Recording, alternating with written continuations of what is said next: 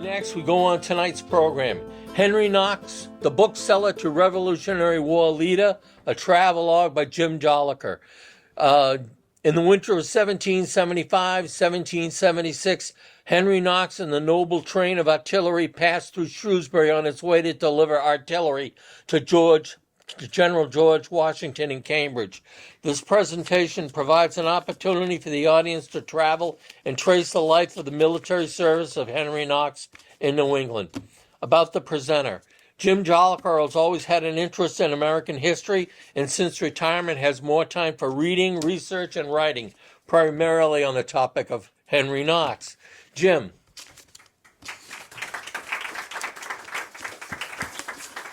Thank you, Eric.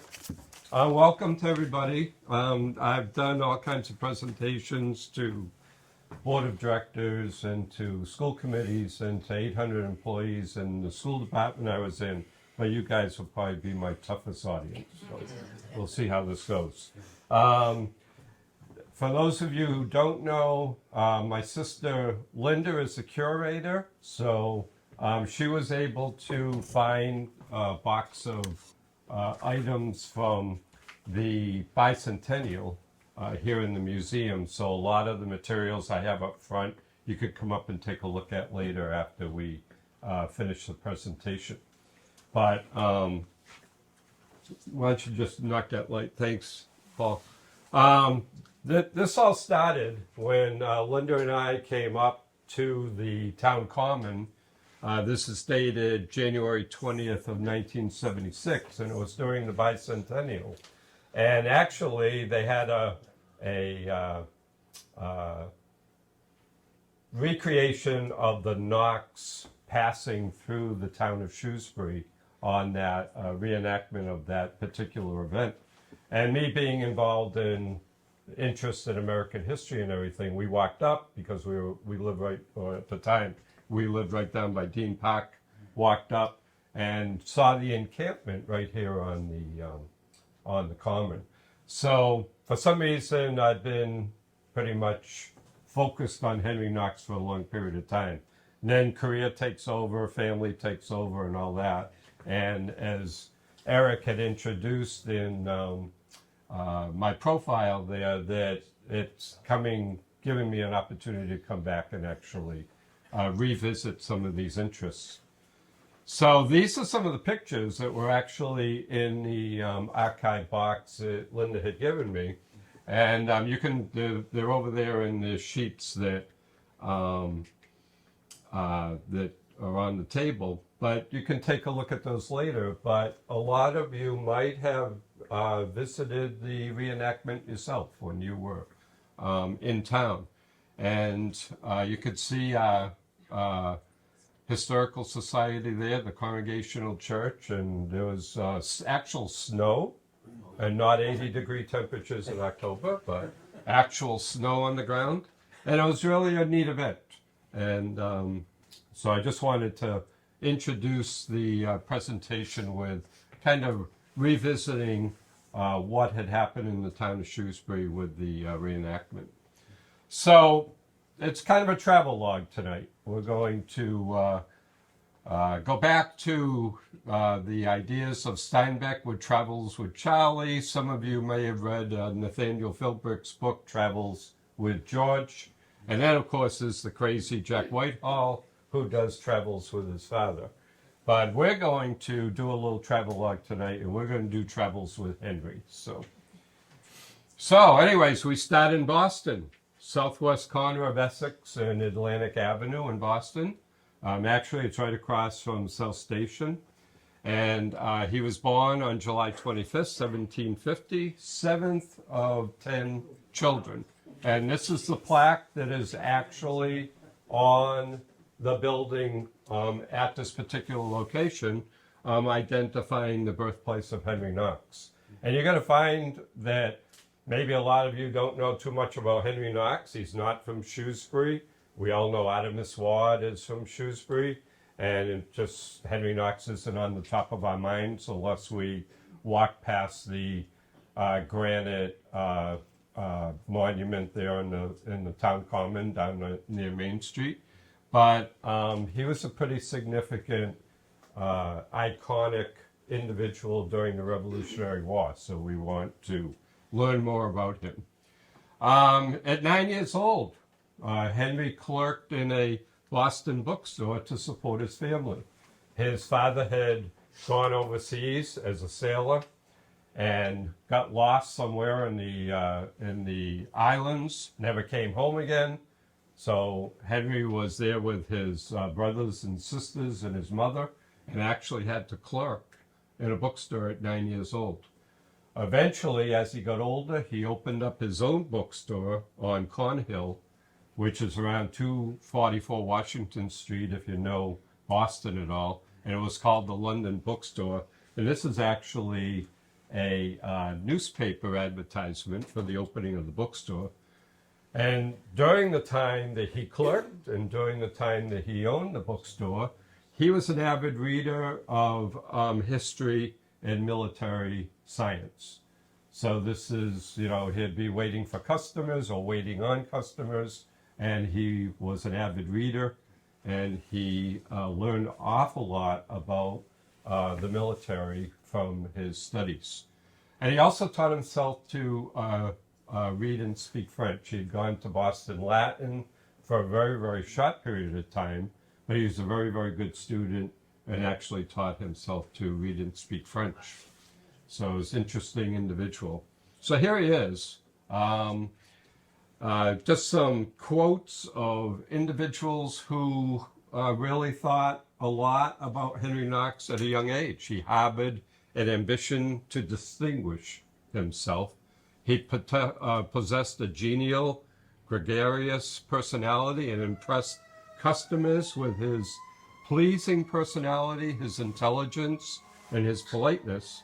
And John Adams thought Knox a youth of who had attracted my notice by his pleasing manners and inquisitive mind. So even at a young age, he made an impression on the many customers that came in and out of his bookstore.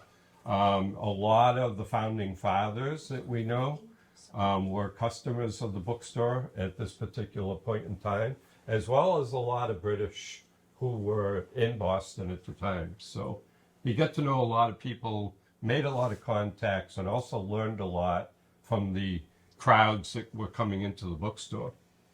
So this is where things began. Many of you may have traveled to Boston and actually seen the site of the Boston Massacre. And this is the actual monument that they have right outside the old State House. And this is where things started for Henry. He really began to understand the dynamics of the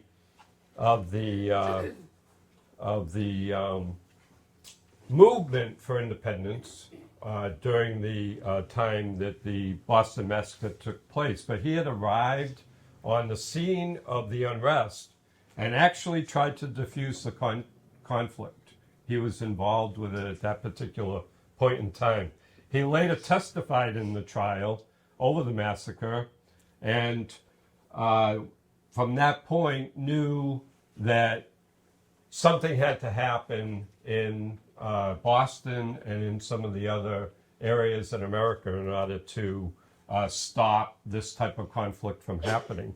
So he joined the Boston Grenadier Corps and soon became a lieutenant, and he was involved with some of the military practices and things on the Boston Common, etc. But another thing happened to him, that during a hunting expedition in July of 1773, he was 23 years old, his shotgun accidentally discharged. And he sent a blast of shot pellets through his fingers on his left hand, and upon examining his wound, he lost the third and fourth fingers of his left hand. So for the remainder of his life, I went through a bunch of pictures trying to get a better picture for you to show this, but he would always be seen with a handkerchief or a scarf wrapped around his left hand in order to hide the disfigured fingers. So kind of interesting that had happened, but you don't really see it in some of the portraits and the pictures that we have. Okay, so this is Lucy Flucker. He married Lucy in June 20th, 1774. And Lucy, mother and father, were actually British. And they didn't really like Henry too much because Henry was getting more and more involved in some of these activities that were stirring things within the colonies. And in order for Lucy to be safe, Lucy and Henry actually escaped from Boston via a small boat shortly after the battles of Lexington and Concord. And because at that point there was really heightened unrest in the colonies, and they were afraid that Henry was going to be arrested by the British. And believe it or not, Lucy spent an awful lot of time with a family in Worcester during the time that Henry traveled to Fort Ticonderoga in order to secure the artillery, which we'll get to in a couple of minutes. But later on, she traveled with Henry on most of the political maneuvers that he was on, Valley Forge, as well as he spent quite a bit of time at George Washington's home in Virginia during the time that they were active in battles. Henry and Lucy had 13 children, so they were an active couple. And only 4 ultimately survived for the period of time that they actually were in adulthood when they moved to Maine. So first big event, Battle of Bunker Hill. Now you have to remember that Henry was really only a volunteer. He wasn't really, and there was really no formed military. Everybody was volunteers. But we had this spirit within the colonies that we wanted to really fight for independence. So first battle was at Bunker Hill. Artemus Ward, which we know from Shrewsbury, was the commander during this particular battle. And Henry, having his military knowledge from reading and from practicing different things during the time that he was in the Grenadier Corps, he was helping to build some of the fortifications around Boston and up on Breed's Hill, Bunker Hill. So these are some of the pictures of the portraits that were done of the battle, and the famous one of the death of General Warren. But Artemus Ward was involved with this following the battle, but then General George Washington came in, was identified by the Continental Congress to become the new general of the Army, and really took a liking to Henry Knox. He saw that he was a young man, he was very intelligent, had a lot of capabilities, had a lot of good ideas, and from that time they built a bond which carried right through to the end of their lives. Henry Knox was one of the military individuals who was by George Washington's side at all times, was the strategist behind many of the military conflicts, and you don't really hear too much about that. It's kind of a forgotten piece of history because George Washington was George Washington, and he was the supreme commander, and you don't really hear too much about some of the other individuals that were participating at that particular point in time. So what happened was that, all right, so we have the city of Boston, Bunker Hill, or Lexington and Concord, Bunker Hill, a number of these conflicts. The heat is rising in the city of Boston because of these activities, and the British are getting a little bit concerned. They've taken over the city of Boston, and George Washington is saying, all right, what are my next steps here? How am I going to get the British out of Boston? And Henry Knox stepped forward, and they had just captured artillery at Fort Ticonderoga in New York.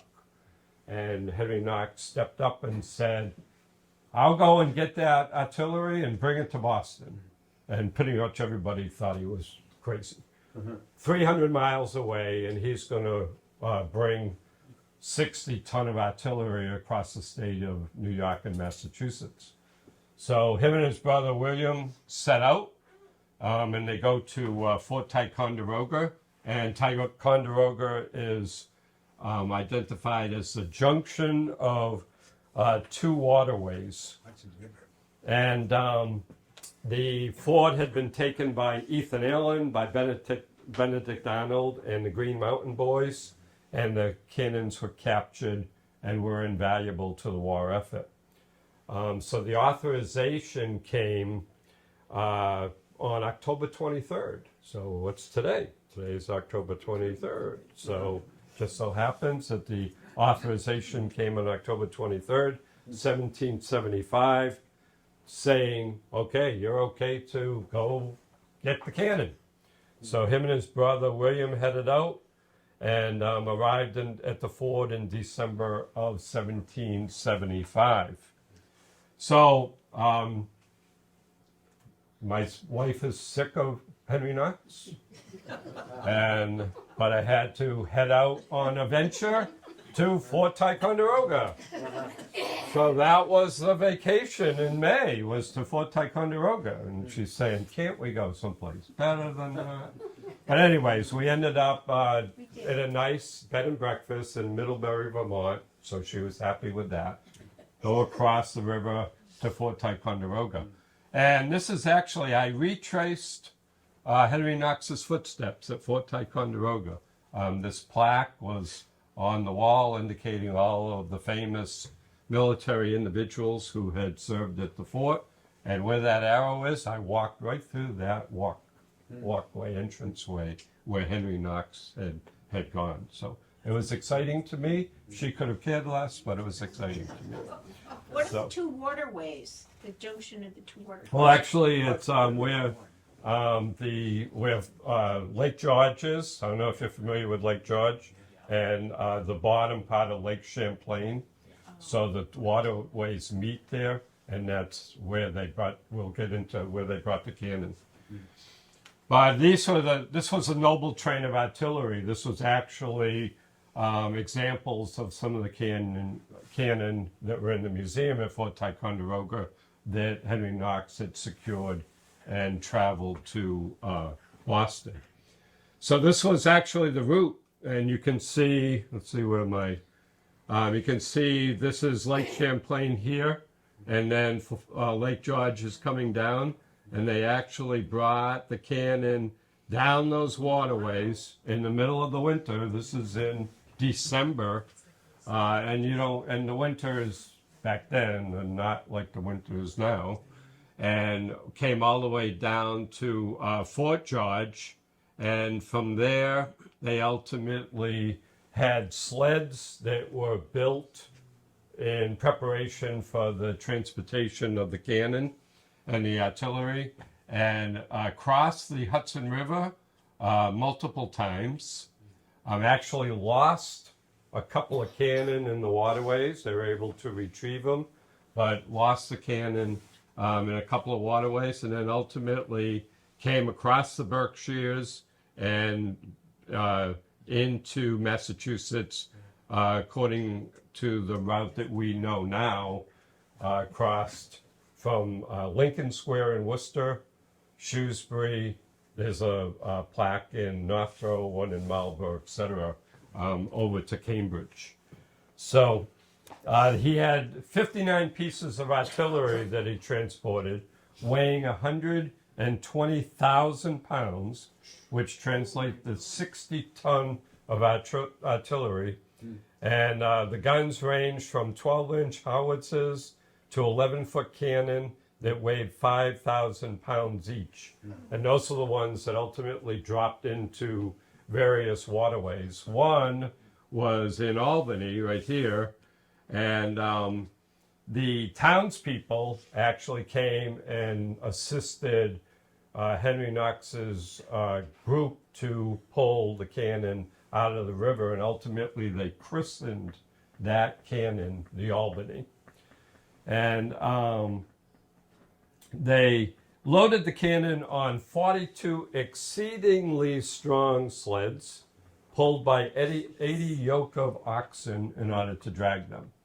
So when you are looking at this map and think about what it might have been like to cross through the Berkshires on no roads, they followed a couple of old Indian trails that were in the woods, hauling artillery and cannon. There's the same picture up here you can take a look at later, but driven by oxen down sides of mountains, trying without equipment. You know, these individuals, it's not like let's just bring the crane into the woods and we'll lower that cannon. They had no such equipment. So it's kind of a remarkable feat that they were able to accomplish. They successfully brought the cannon packed on sleds and got it all the way across the Commonwealth or across Massachusetts to deliver to General George Washington the cannon. Cannon were ultimately, once again, brought up to the top of the Dorchester Heights, and it was done in the still of night. British didn't even know what was going on. They wake up in the morning, and they've got a whole artillery on the hill aimed at them. So they forced the British to evacuate Boston. British fled to Halifax, Canada, via the sea. And that's known, as we know now, on March 17th, 1776. But every March 17th is known as Evacuation Day in Boston. This is the celebration of the forcing of the British out of Boston. Can I ask a question? Yeah. Did they know basically how they were going to get through the mountains, or it was just I'll go this way and see what happens? No, I'm going to go that way and see what happens. They had, they didn't have, of course, being a little bit sarcastic, no GPS, no ability to really know, and they're in the dead of winter. And in a lot of cases, when they were crossing the rivers, Henry Knox went ahead of them and actually broke holes in the river. The water would rise, freeze over, and it would make a little bit more secure passing. But no, they knew the waterways because they had had military action in the area and everything. But once they hit the Berkshires, they really didn't know what direction they were going. They knew they headed towards Boston, but bringing it over those mountains had to have been an incredible feat. So kind of interesting. Nancy? So how many men were in the group? I saw they're all men. Yeah, I have a article here, and this was in a newspaper called the Bicentennial Times, thanks to the curator. And I believe that they had close to 400 men that was part of it. But yeah, you have to remember that in the deep winter, freezing cold temperatures, these men aren't terribly excited about doing this work. Of course, they want to contribute to, the action that is happening in the colonies and everything, but they're not terribly excited about doing this. So I think one of the characteristics of Henry Knox was that he never just left the men. He was always involved with the mission, always coaxing them. Like halfway through the Berkshires, they just said, forget this, we're not going to do this any longer. And he had to kind of bring everybody around and say, we promised George Washington that we're going to deliver this artillery, let's get our acts together and go. And the men rallied and accomplished it. Once they got further into Massachusetts and came out around Springfield. Then there was townspeople, and the townspeople would celebrate when they were coming into the town. And Henry Knox would kind of appease the town people by firing a cannon, and they were excited by that. And then as he proceeded over to Worcester and our particular area, then more and more of the townspeople would be welcoming them and be excited about this. But all of this happened. They're dragging all this artillery across the state without the British even knowing. And I think that there was another individual back in, this was dated 2011, who had done a presentation here at this Historical Society. And there was a question that came up as to, well, why didn't they go through Lexington and Concord? Well, those were still hot spots with British troops in the area. So Henry Knox sure as heck wasn't going to start dragging artillery through where there was still British troops. So he took the route going through Framingham and Weston to avoid Lexington and Concord. So now we'll venture off a little bit and highlight some of the other interesting things that Knox was involved with. He was highly involved as a member of the Massachusetts Regiment at Valley Forge. And once again, another incredible feat, another incredible winter. And he was there supporting General George Washington and the troops. And he would instruct a lot of the men, because they back then, they stopped fighting during the winter. Okay, winter's here, we're not going to fight anymore until spring. So Washington had his troops retreat over to Valley Forge, and the British retreated to New York. But at the time, the men were freezing, and in order to keep the men focused, he would run them through military maneuvers. And that was actually the beginning of the concept of having a school for military maneuvers.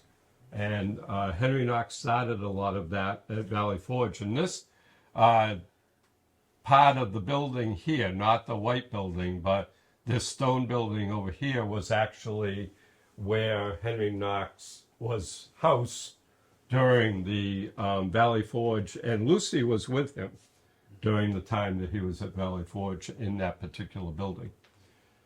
And then Washington's Crossing.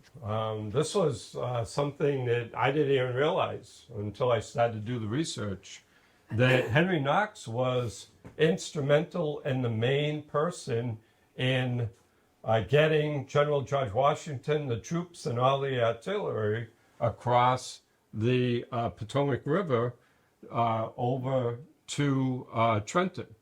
So under the overall command of Henry Knox, he once again, Delaware River, thank you. 18 cannon across the river, 3-pounders, 4-pounders, 6-pounders, all the horses that were pulling the carriages, enough ammunition for the upcoming battle, close to 1,750 pounds of artillery.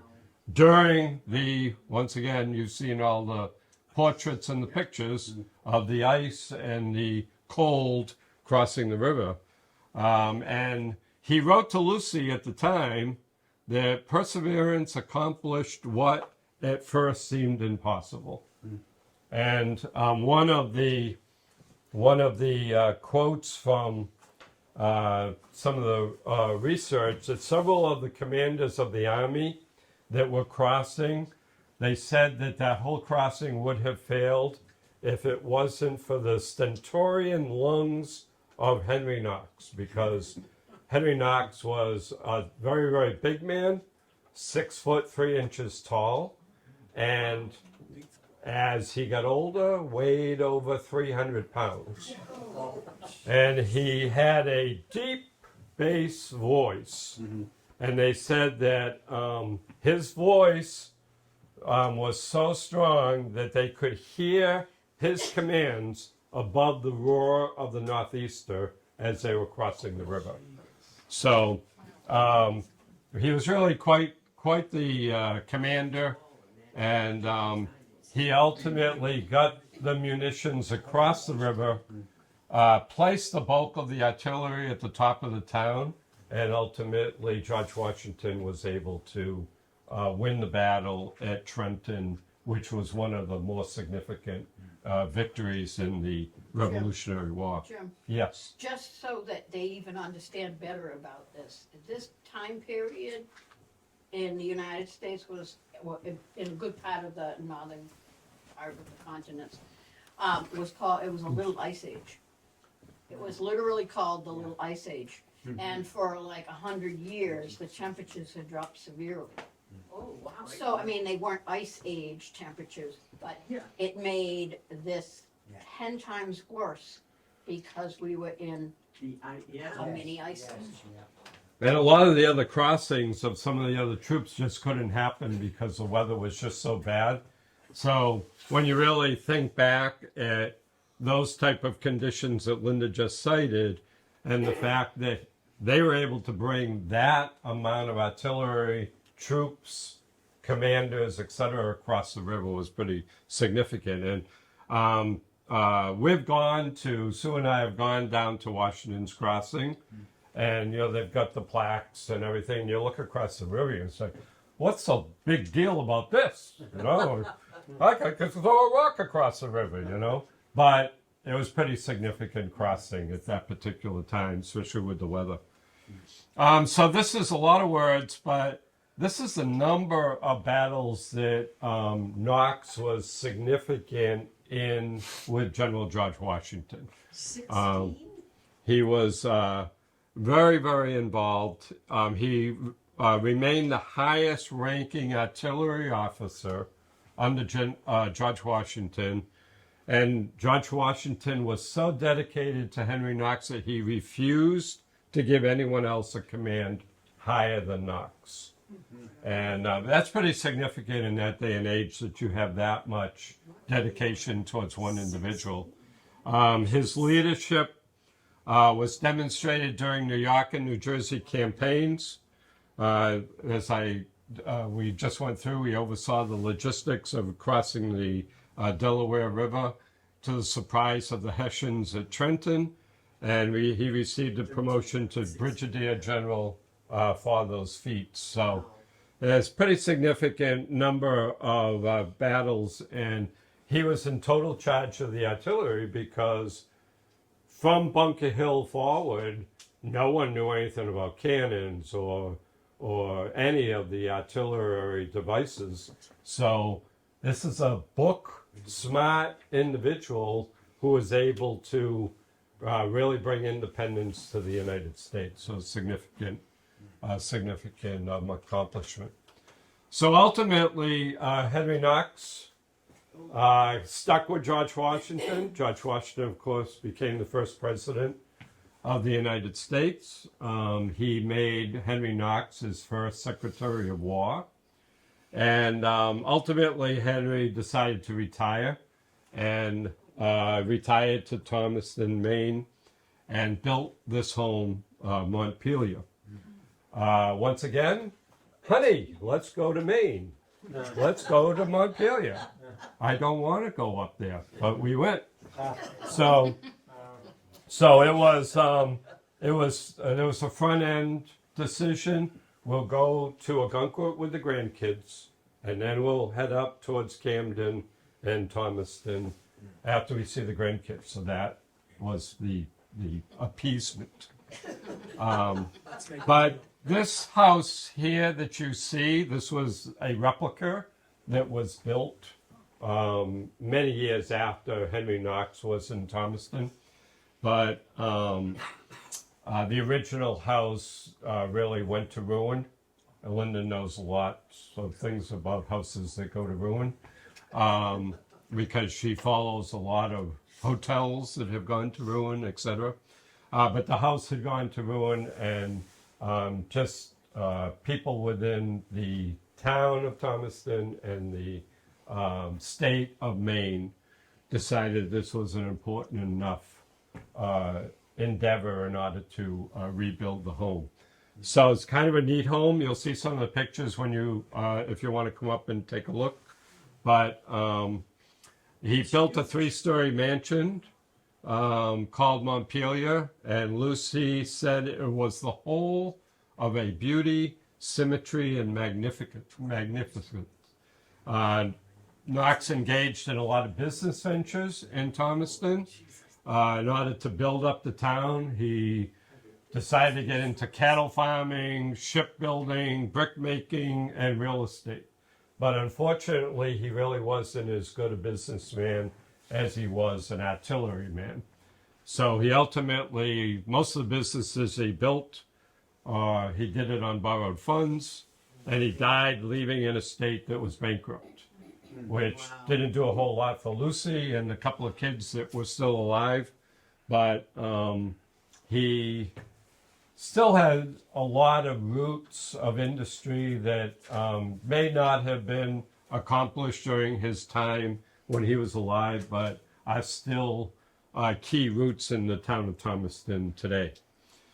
Ultimately, he was buried in Thomaston. So this is a picture of his tombstone. And that was exciting for Sue also to go to the cemetery. And this was the plaque on his grave, Revolutionary War soldier, Major General and Brigadier General, Henry Knox. And then they have this particular sign because it is a touristy type of town, so this was the sign that was at the front of the cemetery. So he also found the Society of the Cincinnati. I don't know if any of you have heard of that or not. It's the nation's oldest patriotic organization.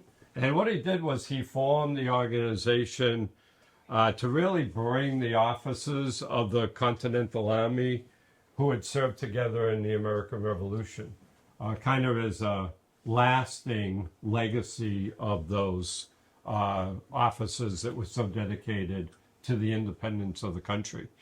And the mission was to promote knowledge and appreciation of the achievement of American independence. So it's still alive, still same as the Daughters of the American Revolution. It's a nonprofit educational organization, and it's housed at the Anderson House in Washington, D.C. So it has, similar to the Daughters of the American Revolution, membership is due to you being able to identify your genealogy roots to a former officer of the Continental Army, etc. And then, of course, there's the Henry Knox Trail, and this is the plaque that actually is right down on Main Street here in Shrewsbury, but all of them are the same way. In 1926, on the 150th anniversary of Knox's march, states of New York, remember he came down through New York and over to Massachusetts, they both began installing these commemorative plaques. And the New York markers were designed by Henry James Albright. Massachusetts reliefs were by Henry L. Norton. And this is the Massachusetts relief here. So you'll see some of the materials up here. These were some of the brochures on the Henry Knox Trail during the bicentennial. And that was really the reenactment that Linda and I had gone to, and maybe some of the rest of you had visited on the town common. It was a celebration during the bicentennial of the noble train of artillery, and this is the trail once again, and in Marlborough, there's an article up here. Linda had found this. This was last year, I believe. Yeah, last year. And they had at the Historical Society in Marlborough, they had done a little bit of reenactment commemoration of Henry Knox, and they want to be involved in reenactment because you have to remember in 2025, 2026 will be 250th anniversary of American independence, and then of course the 300th anniversary of Shrewsbury is in 2027. So the intent by Revolution 250 is to once again do the reenactment of the Henry Knox Trail. And they are actually, we had Jonathan Lane come and speak to the board here at the Historical Society last year. And what they're trying to do is actually try to figure out the exact route that Henry Knox took. Because if you remember when he started to go through the Berkshires, it was the old Indian trails, and no one really knows to this day how he navigated through the Berkshires. So they're trying to do a lot of the surveying and everything to really figure out how he navigated through certain areas of the two states. And that would be really interesting because there's still a question actually as to how he got from Lincoln Square to Shrewsbury. There's no bridge. And Martha tells me that he lost a cannon in Lake Quinsigamon, but That was a story. no. But we're thinking that he might have come up like the backside of Lake Quinsigamon into Shrewsbury. But that's kind of one of those questions that are still out there. That will be kind of interesting to find out if they ever get this work Yes, they done. went around it, where Route 20 is today. I could have gone that way. Yeah, I could have gone Route 20. Yeah. So what was the time frame from Fort Ticonderoga to Boston? It was 300 miles, and ultimately he got into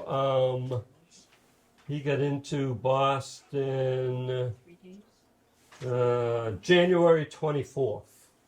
So it was. They started in December, so it was about 2 months that it took them to traverse That's 300 miles. When you think what he went through, Yeah, by oxen, That's horses, kind of a short sleigh. period Yeah. of time. Yeah. So pretty significant accomplishment. So anyways, from my research, Revolutionary War general, kind of a forgotten but prominent figure in American history. We hear a lot about General George Washington and George Washington in general, but a lot of these other supporting individuals you don't really hear that much about. He's 25 years old at the beginning of the Revolutionary War. Now think back when you were 25 years old. Were you almost an artillery general No. that were leading an American war initiative? I know I wasn't, so he devised the plan to transport the artillery from Fort Ticonderoga to Boston. First chief of artillery in the Continental Army, and as I've said a couple of times here now, a trusted confidant to General George Washington, and participated in nearly every significant battle in the Continental Army. In the Revolutionary War. We went through, founded the Society of the Cincinnati, resigned from the Army in 1784, and was elected Secretary of War, the first Secretary of War of the country. Named Secretary of War under the new Constitution, serving George Washington. And from that point, he actually got to the point of forming the National Militia and supervised the initial steps to forming a Navy for the United States, which really not many people know about, because they had to not only be able to protect the country, but they had to protect the coastlines, and he created the first Navy. Fort Knox, a lot of you are familiar with Fort Knox. His namesake, is Fort Knox in Kentucky, home of the Gold Reserve.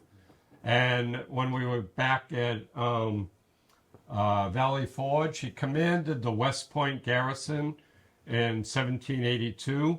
But the steps that he had taken at Valley Forge for training the troops later helped him design the military academy at West Point.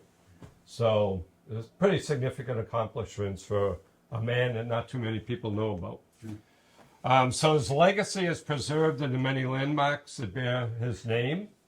You know, you'll come up with all kinds of towns and cities called Knox, but and in the stories of his determination and ingenuity that helped forge a new nation, but very few people know that much about him.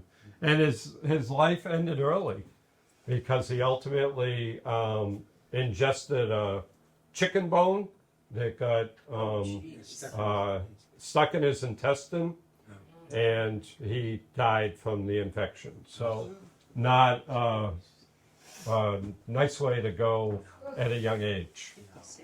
So these are a couple of the first day covers. I'm into postage stamps. A lot of you might be too, but this one here was the one of the first day cover that was actually postmarked in Shrewsbury.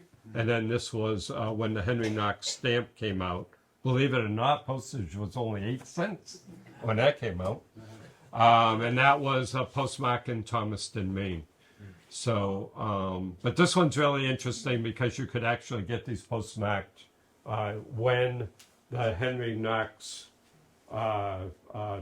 troop came through your town. They would postmark the first day covers. And then, as I had mentioned, Revolution 250, interesting website if you want to visit it. But they're really celebrating. They just recently had a big celebration of the Boston Tea Party, the Boston Massacre. They'll be doing Lexington and Concord next year. And then really getting into a lot of significant celebrations during the movement towards the 250th birthday of the country. So you can check out that website and learn more about it. So that's it. I'll take any questions that you might have, or